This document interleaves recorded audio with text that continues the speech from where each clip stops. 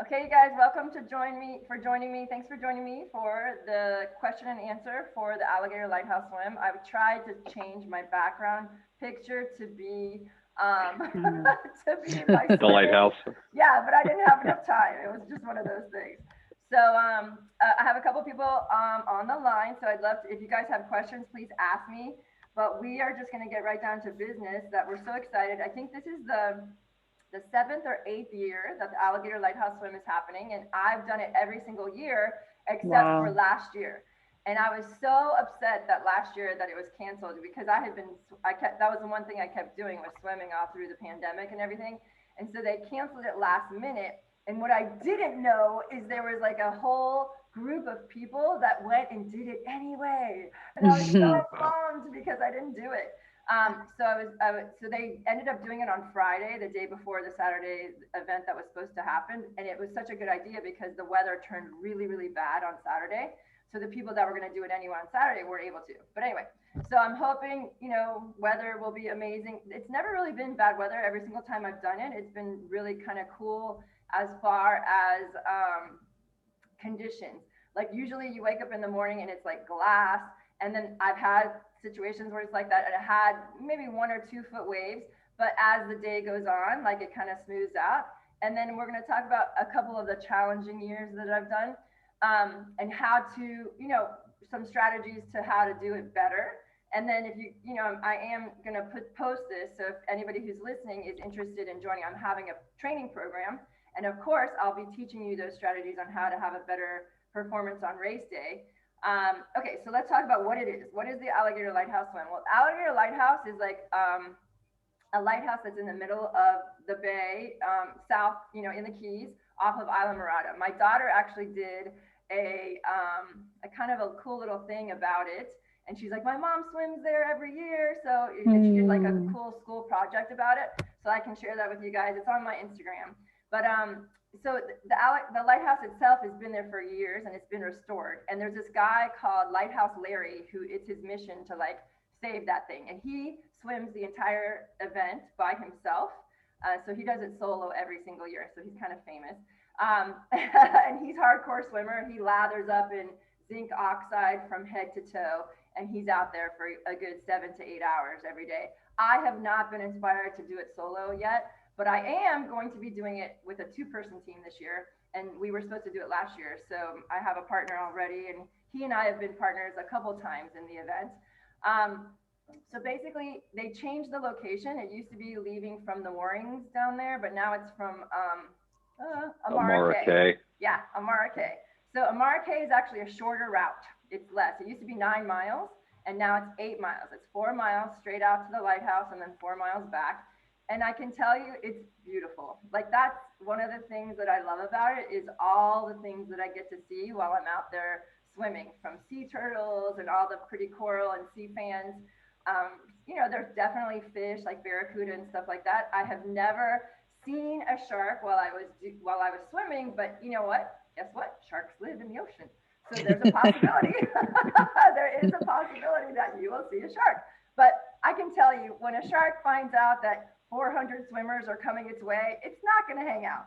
So I don't think you have to be Right. worried about any kind of a shark attack or anything like that. But the one thing, let's just get right into the challenges. So it's 4 miles out, 4 miles back. There's usually some kind of current, always. So whether it's sideways or directly at you, or you're going out and back, 4 miles out, you go all the way around the lighthouse and then you swim back. And it's always a fight to see who gets to do the turn around the lighthouse because that's kind of the coolest thing. You get to see all the fish underwater, and then there's the boats out there that are making sure that your team crosses. Everybody has a race number, so it's very legit. And I think they even have timing chips, or everybody gets like an ankle band, so that when you cross the finish line together on land, that your time gets recorded. And of course, I use my Garmin, and we're recording the whole thing anyway. But Mhm. challenges can be that current, the waves and stuff like that. But like I said, it's going to be a mixed bag of when you're going to have a cross current, a head-on current, or even a tail current. And I can tell you, most of the time, it's a cross current on the way out, and then a cross current coming back. So you have that little bit of a push and help at the end. And like I said, it's never been more than like a little bit of a bump. We've never had like storms or bad weather for that event. I have had storms and bad weather for swimmer on Key West, but not for alligators. So fingers crossed, we have good weather. But the one thing that has been a challenge many, many years, especially in the beginning, was jellyfish. So jellyfish, the big moon jellies, it tends to be jellyfish season at that time. And I will tell you, there was 1 or 2 years where it was solid jellyfish. Yeah. And the hardcore swimmers, you know, we just didn't hesitate, but we definitely got stung. So I got stung a lot. There was one part of my swim leg that I actually hit a giant one that had like the cauliflower stuff coming down. And the tentacles went right up my nose, in my mouth, and everything was like on fire.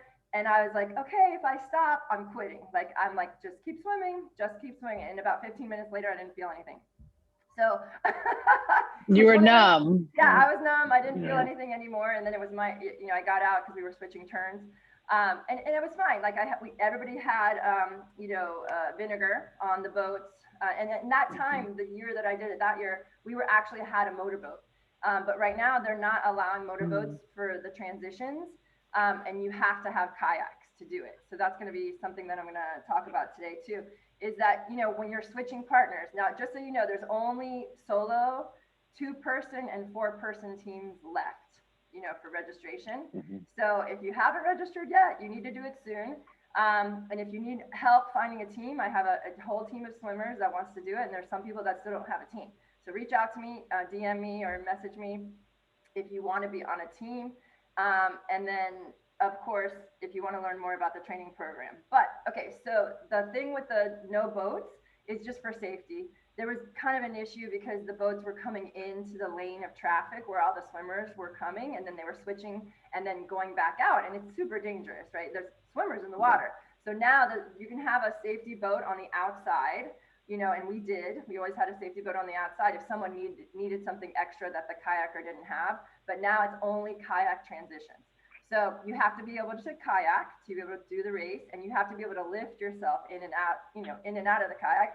And we're actually going to train that down here on at least 2 Saturdays or Sundays over the summer to help you guys prepare for that, because it's tricky. I will tell you, I was doing it with a 2-person team 2 or 3 years ago, and you know, we were competitive. We wanted to place, and it was funny because the last leg, apparently when I jumped out, I flipped the kayak, but I didn't even know it, and I just swam as fast as I could to the finish line, and he was out there collecting all the floating things, you know, flipped the kayak back over. I'm like, what took you so long? Where were you? He's like, you flipped your kayak. I'm like, oh my gosh, I'm so sorry, right? So things like that can happen, right? So we need to be prepared, make sure you have nothing that can, you know, float away or sink, right, in the boat. So having a cooler that has a floaty, all those kind of details, I'm going to help you guys if you guys join the training program, and whoever's on the call with me, you guys are already in. So I know I can help you with that. Okay, so I talked about the teams, the website to register, Alligator Lighthouse Swim. I think it's called Swim for Alligator Lighthouse, but you can just Google it and it'll pop up. And like I said, if you want to do it, sign up now. No motorboats we already talked about. And then that's pretty much it, really. It's an awesome event. It's one of those things that it's like a total bucket list thing, but I promise you'll get addicted and you might want to do it solo one day. You never know, right? I have a couple 2-person teams happening. So Chris, you're on a 4-person team, right? Correct. Yeah. Correct. Are you excited? Yeah. I was trying to kind of wrap my head around the logistics of it, you know, and I was talking to Monica. I think they're like, oh, we'll swim for 20 minutes a piece or something like that. So I guess everybody's kind of got their thing. Yeah. So let me explain my first year that I did it, because that's, you know, strategy is everything. It's, but you know, you want to do as good as you can, right?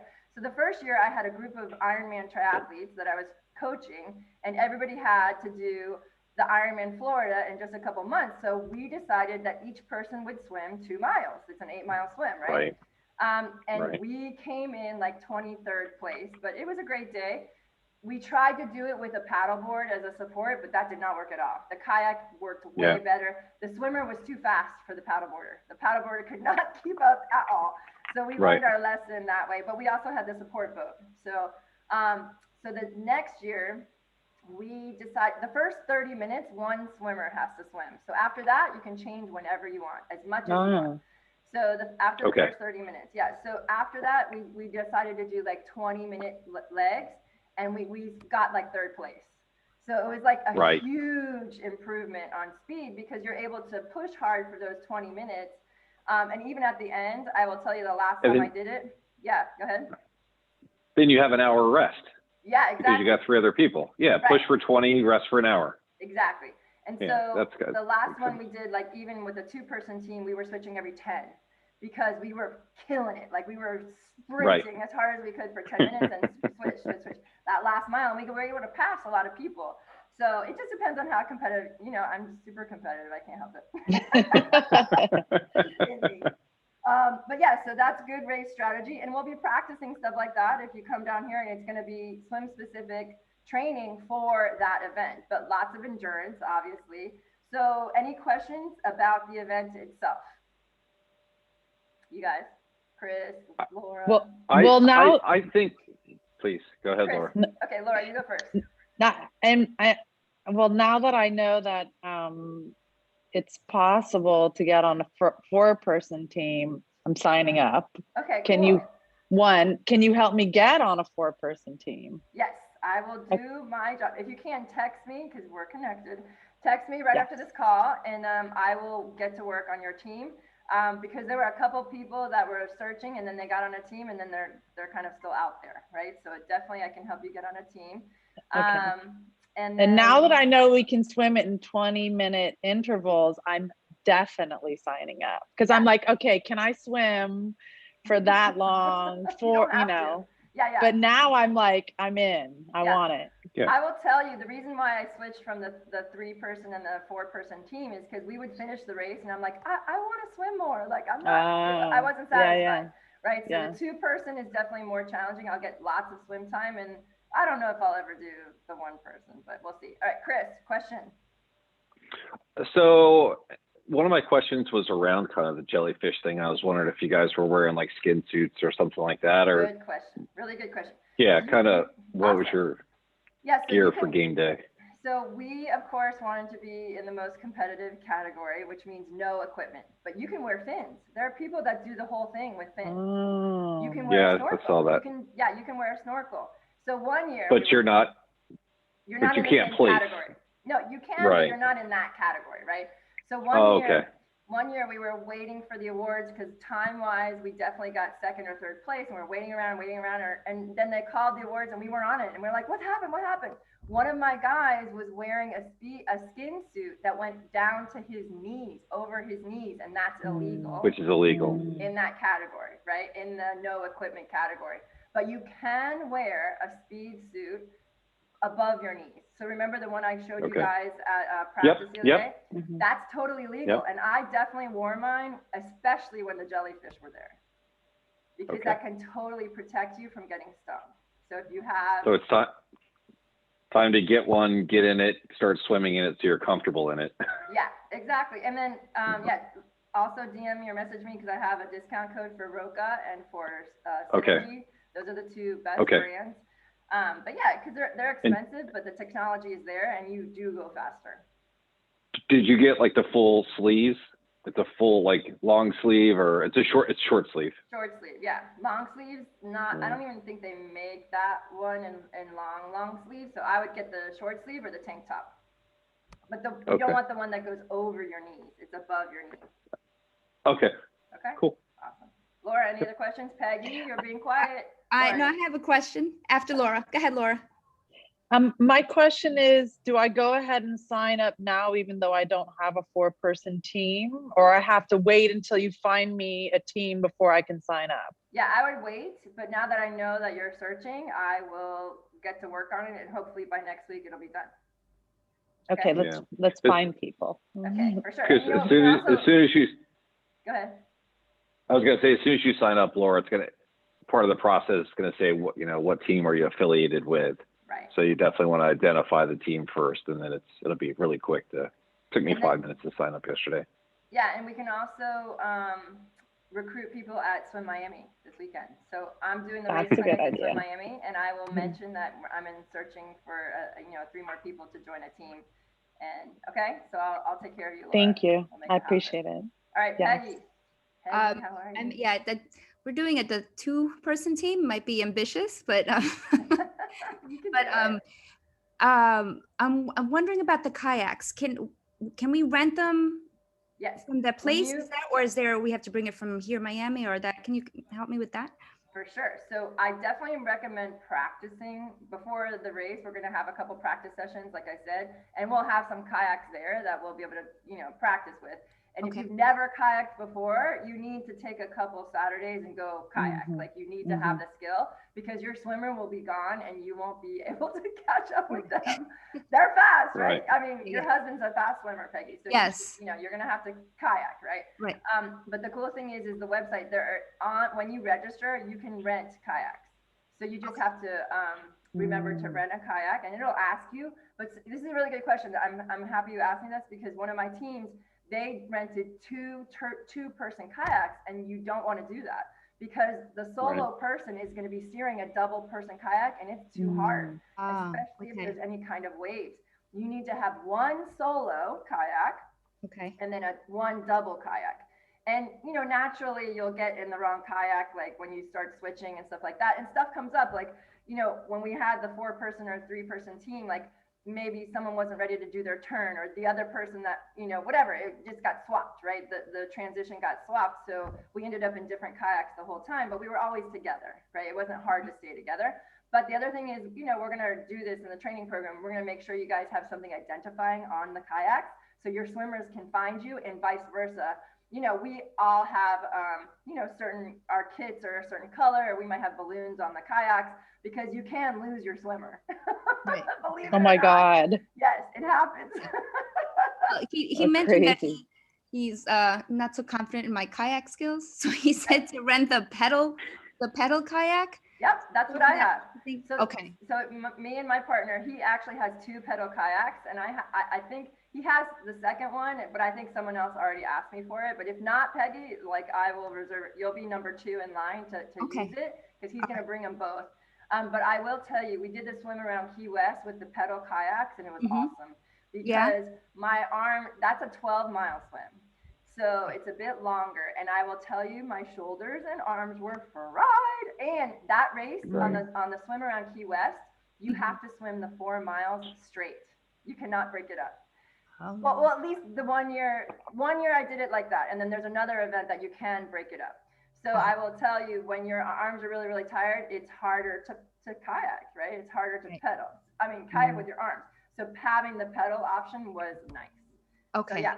Thank you. Yeah, Erin. no problem. But yeah, so strength training is a part of my swim program because you need Chris and Laura just took my swim essentials. So how much strength? We always did strength training as a part of every single class, right?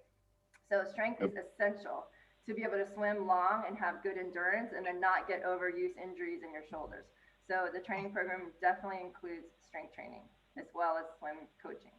So any other questions about the event itself, and I'll talk about the actual training program. So if you're on a 4-person team, you just get 2-person kayaks? No, you get 4. You get one-person kayak because one person is always going to be in the water.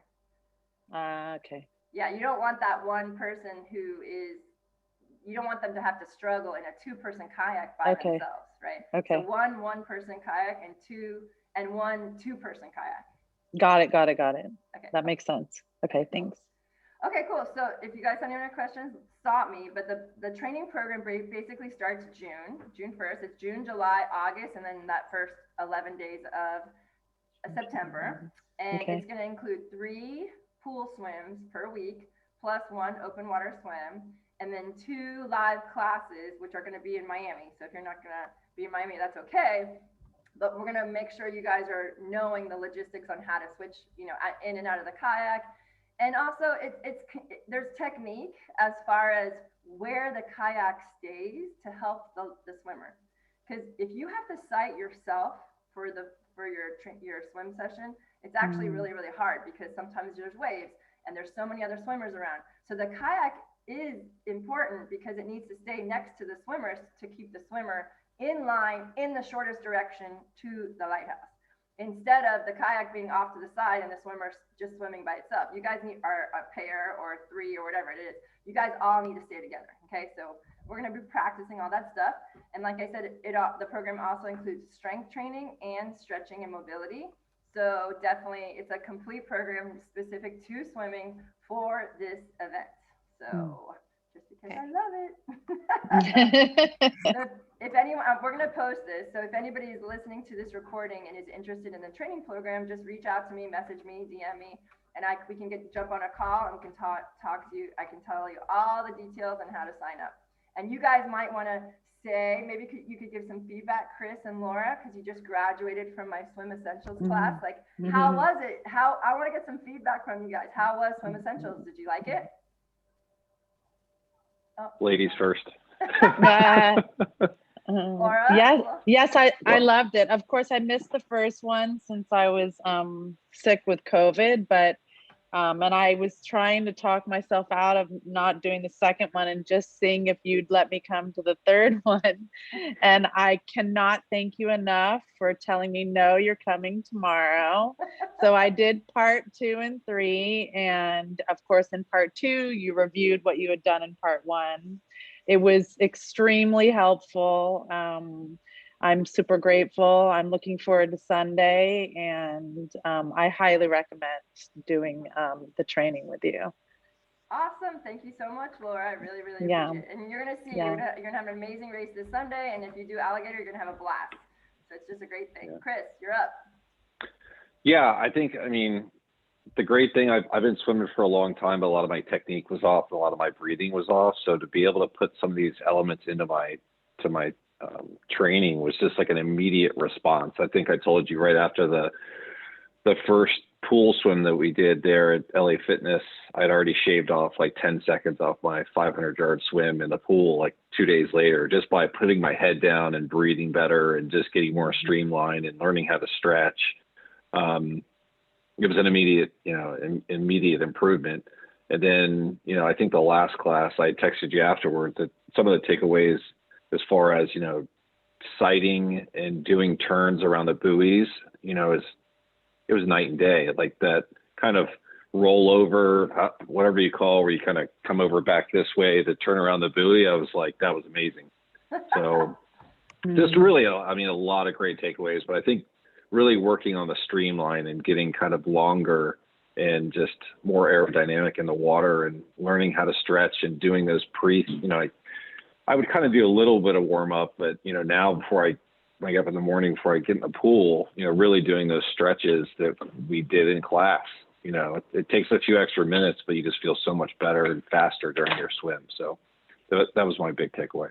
Awesome. I love it. Thank you so much. Yeah. So I definitely have worked hard on perfecting and improving that class, and all your feedback matters so much. So I do appreciate the feedback, and we're going to keep doing it and making it better. And we're going to have an advanced class.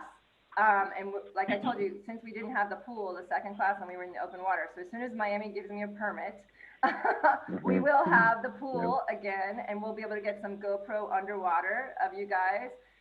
And we're also going to learn how to use your paddles, because that was one thing that we didn't get a chance to. Yes.